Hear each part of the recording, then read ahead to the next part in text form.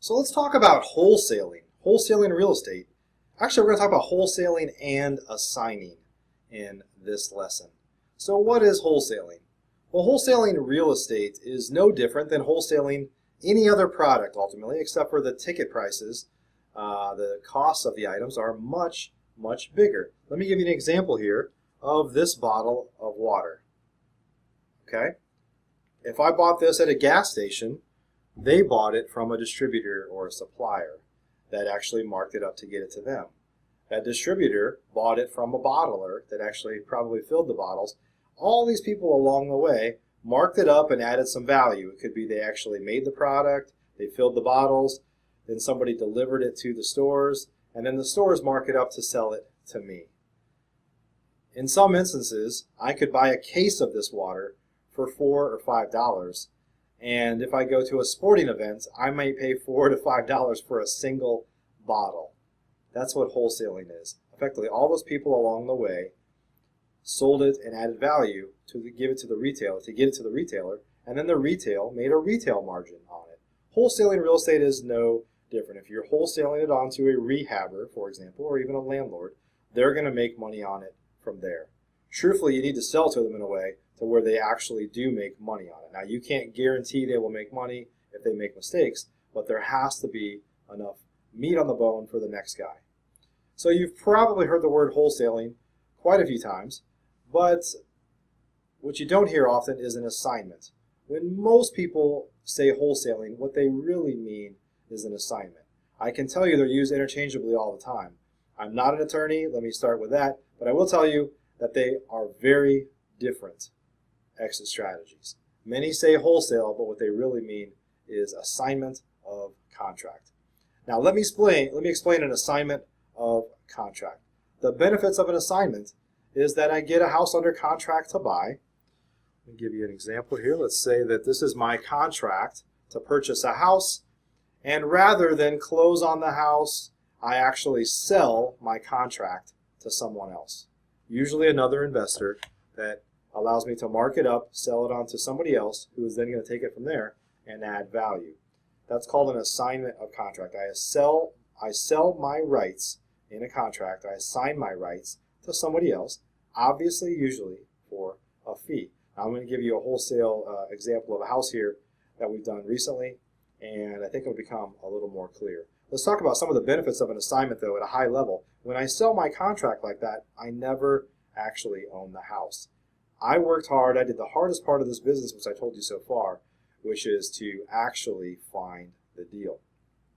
When I found the deal, I bought it in such a way that I could mark it up and sell it to somebody else without actually ever closing on the house myself. So some of the benefits, I don't have to have funding to do the deal because I never did the deal. I pass it on to somebody else.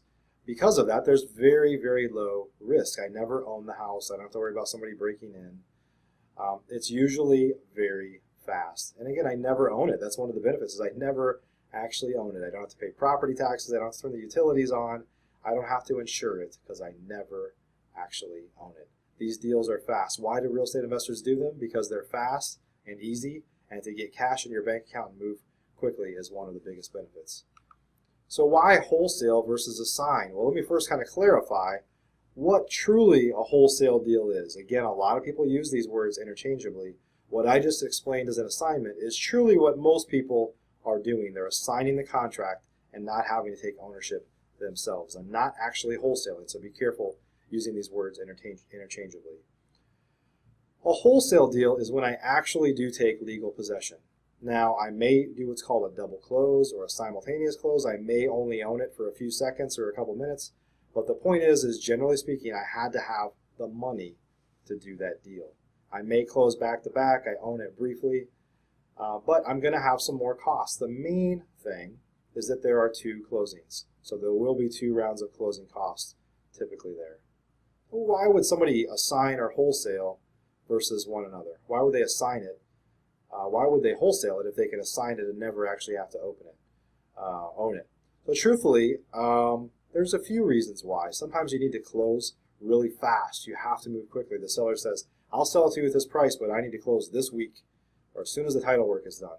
That may not give you time to market it and find another buyer that you can assign it to and move that fast. Sometimes the seller won't let you in the house again. They're like, I'll accept this price, but you can't come back until after we're closed. They're very private. They're embarrassed. They've got aging family members there, sick children. It could be anything. Sometimes people just won't allow you back into the house, and you can't market it that way very easily if you can't get access to the house. Now, truthfully, I do more of that because I found that if I take ownership of it and put it on the MLS, sometimes even though it's as is, that I can make more money for it.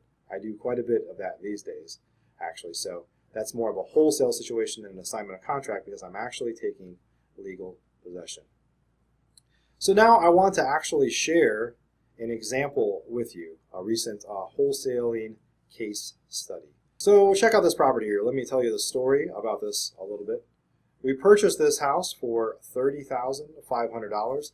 By the way, we thought the after repaired value, after all of the work was done, was about $135,000. So we bought this for a little better than $100,000 below market value. Sounds awesome, doesn't it? But the house needed a tremendous amount of work. So the house was full of clutter. It essentially was a hoarder house. The foundation was broken across the middle of the house. The house had a lot of foundation issues, but it also caused plumbing issues, which is pretty typical where we're at with foundation issues. And everything in the house was decades old. The carpet was 60 years old. It literally was like a time capsule, and it was just dirty in every way. So it needed a tremendous amount of work. It was only about a 1,300 square foot house,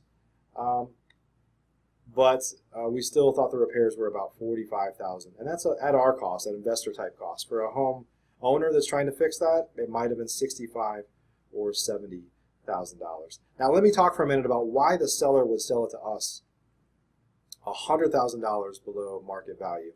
Now I don't know what they thought the market value is. Never asked them what they thought the market value is. These are based on our numbers. Why would they sell to us at that deep of a discount? By the way, it wasn't $100,000 below value because it needed $45,000 in repairs. So if at that point we're maybe $50,000, $55,000 below what I thought the market value is, again, these are our estimates, not theirs. For them, the repairs might have been $65,000 or $70,000. But let me tell you the story. This woman contacted us. This was her mother's house. She wanted to sell her mother's house because mom had moved into assisted living and had dementia. Mom could not make her own decisions, so the daughter actually had power of attorney to sign on behalf of her mother. Now, the daughter, I say, was probably approximately 60 years old, was an adult, had a family, had a job, had a life to live, had a lot of stuff going on, and was caring for her mother at the same time. She had some siblings that weren't really helping her, so she was doing most of the work. So now she not only had to worry about a sick parent, she had this house that was really in terrible condition to deal with. So not everybody wants to do what we do. Not everybody says, oh, if I go do this work, I could make some extra money on it. It wasn't even her money, and it wasn't even her house. For her, it was an anchor around her neck. She just wanted it to go away as fast as possible. So what do? We listen. We're in the solving problem for people business. So one, obviously price is always an important issue. Two is we moved quickly. She said she wanted to close as fast as possible because she never wanted to come back to the house again. And we enabled that. We were able to close on the house in less than a week, and she never had to come back again. In fact, she didn't even have to go to the title company. We had our title company send the documents to her via email with a FedEx prepaid label. She was able to sign everything, get it notarized at her bank in their neighborhood, FedEx everything back, and literally never even had to go anywhere else. The money got wired straight to their account. Made it very, very easy for them. As you'll start to see in this business, there are people that don't see some real estate as an asset. It is an anchor. It's a liability. They just want it to go away as fast as possible. They have lots of other stuff going on, and they just want it to go away. It's really not that different than trading in a car, if you've ever traded in a car. This is an extreme example because it was in such disrepair. But you could always sell a car on your own, fix it up, polish it, tune it up, get new tires, all those things, and sell it for more. Or you could hand somebody your keys and say, I'm done. I'm done here. And that's effectively what happened in this situation. I hope that makes sense. So let's talk about, that was a wholesale deal. Let me tell you what we did with it actually. We did not rehab it. We wholesaled it, but on the MLS. We did not spend a penny cleaning it out or doing anything. We literally spent nothing on it. We put it on the MLS. We said, Porterhouse investor special, all yours for $65,000. Sold it within a day or two and closed. I had it under contract to sell within about 2 days. Then we closed on it within a week, all cash to another investor. So I had some expenses in there. I had realtor fees. I owned it for a short period of time, less than 2 weeks, but we didn't turn the utilities on, but we had some insurance costs. We have a short period of taxes, and I had some interest because I borrowed the money to do that. So not bad, right? A good deal. Now, if I had had more time and I wanted to, I could have assigned my contract. I feel like despite the fact that I paid realtor fees and some other things, we netted around $28,000 or so, that we made more money going that route. If I had assigned it, maybe I could mark it up $10,000 or $15,000 and never had to borrow the money for it. There's nothing wrong with that. I've done that many, many times. Okay, but I chose to go a different route.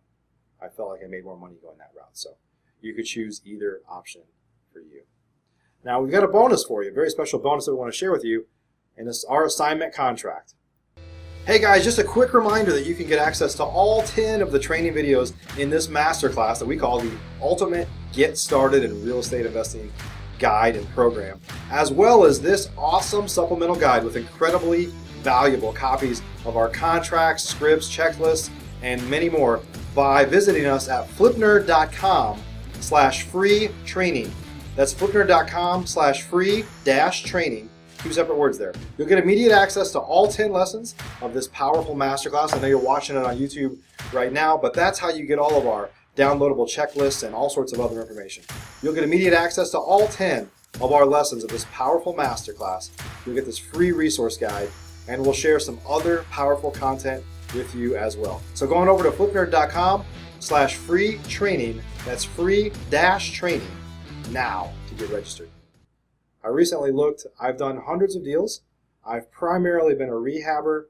I've done some wholesale deals like I just mentioned where we take it down and put it on the MLS. Sometimes we clean it up a little bit. We call it a wholetail, which I'm going to talk to you about in an upcoming lesson here in rehabbing, where we clean it up a little bit. Like maybe in this instance we would have cleaned out all the trash and decluttered the house to try to add some value that way. Not really a rehab, but just clean it up a little bit to try to add some more value. But inside of your book, we're giving you our assignment contract. I've used this assignment contract nearly 100 times. I looked the other day. Again, I had done a lot of assignments when I started, and we still do some once in a while, but for the most part, I have access to capital, so we wholesale, wholetail, and rehab primarily. But I did about 92 assignments over the years. I looked, and it's greater than $1.3 million in assignment fees that we've used with this contract. We're actually going to give you a copy of it. So go ahead and grab it in your book. Make sure you find it there and use it as you'd like. Now, I will tell you I'm not an attorney. I should note that you should probably talk to an attorney before you start using it. So don't take any legal guidance from me. It's been used many, many times, but you should always have your own attorney look at it. I'd like to note that the assignment contract is separate and distinct from your purchase contract. Now, in one of the other lessons of the masterclass, we share a one-page purchase contract with you. But personally, I think it's best to use your state's what's called a promulgated contract. That is the same one that all realtors and brokers use. It's legally proven. A lot of people use it. You don't have to have a realtor or broker use it. And quite frankly, you can create a contract on the back of a napkin. But just please make sure you're smart. Again, I'm not an attorney. Don't take legal advice from me. I'm just sharing what we do. So the assignment contract is a separate contract that is used to assign your original contract, again, for a profit. If we go back to that wholesale example that I just shared, I could have assigned the rights to that contract as well. I had a contract to purchase it for $30,500. I could have used my assignment contract that we're sharing with you here in the guide to effectively assign my rights to the original contract to another investor. For example, we could have marked it up $10,000 to assign our rights in the contract to somebody else. That would effectively close in my place. Okay. Assigning is a powerful tool. Even today, as a veteran real estate investor, when I buy houses that are in really low-end areas that I'm not willing to rehab and I don't want to keep as a rental there, or really high-end areas that have a lot more risk because they're high-end, I will always try to assign because there's very, very little risk in an assignment. So I hope that makes sense. Hopefully we were able to explain to you the difference between wholesale and an assignment. So in summary, assigning and wholesaling is a great way to get started in real estate investing. In fact, plenty of high volume veteran real estate investors still focus primarily on wholesaling and assigning. Some people have gone on to do rehabs and they just really hate it. There's a lot of things that could go wrong. Personally, I found over the years that I make more money rehabbing and wholetailing, which we're going to talk about in the next lesson, but not every house makes a good rehab or rental or wholetail type property. I hope this is valuable to you. You're going to love the contract. Again, don't take legal advice from me, but I'll see you in the next lesson.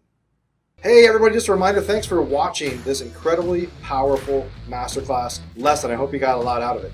Just a reminder that you can get access to all 10 of the training videos in this masterclass that we call the Ultimate Get Started in Real Estate Investing Training Program and Guide.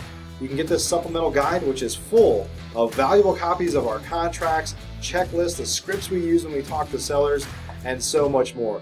Quite frankly, we've never given away all this free content before, so it's super powerful. To get it, to get access to all of this, you simply need to go to flipnerd.com/free training, and that's flipnerd.com/free-training to get access to everything. It's completely free, but we can't give you downloads on YouTube. You have to come over to our site to get them.